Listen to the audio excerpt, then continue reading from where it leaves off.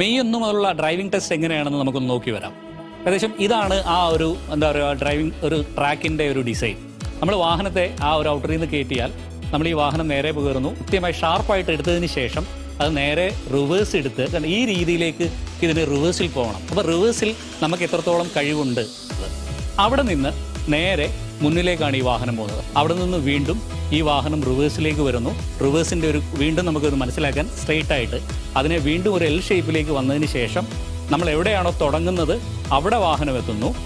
അവിടെ നിന്ന് വീണ്ടും ഈ വാഹനം ഫോർവേഡിലേക്ക് പോകുന്നു. ഒരേ സമയം റിവേഴ്സും ഫോർവേഡും ഒക്കെ കൃത്യമായി ഗിയർ ഷിഫ്റ്റ് ചെയ്യാൻ എങ്ങനെ കഴിയുമെന്നുള്ളതാണ് ഇതുകൊണ്ട് അർത്ഥമാക്കുന്നത്. അവിടെ നിന്ന് റൈറ്റ് ടേൺ എടുത്തു കഴിഞ്ഞാൽ ഒരു സിക്സ് ആക്ക് ഡ്രൈവിംഗ് ആണ്. നമുക്കറിയാം സിക്സ് ആക്ക് ഡ്രൈവിങ്ങിൻ്റെ ഒരു പ്രത്യേകത. കൃത്യമായി ആ ഒരു സ്റ്റിയറിങ്ങിൻ്റെ ആ ഒരു സ്റ്റെബിലിറ്റി നമുക്ക് എത്രത്തോളം കഴിവുണ്ട് എന്നുള്ളതാണ് അതിലൂടെ മനസ്സിലാകുന്നത്.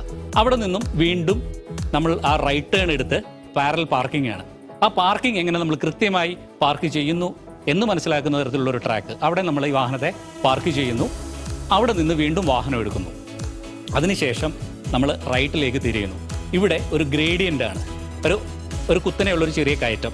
ആ കയറ്റത്തിൽ ഹാഫ് ക്ലച്ച് നിർത്തി വാഹനത്തെ നിർത്തി ഒരു തരത്തിൽ പുറമോട്ട് പോകാതെ അവിടെ നിന്ന് വീണ്ടും വാഹനം നമ്മൾ റൈറ്റ് ടേൺ എടുക്കുന്നു. അതിനുശേഷം റിവേഴ്സ് എടുത്ത് എങ്ങനെയാണോ ആംഗുലർ പാർക്കിംഗ് അവിടെ വാഹനത്തെ പാർക്ക് ചെയ്യുന്നു.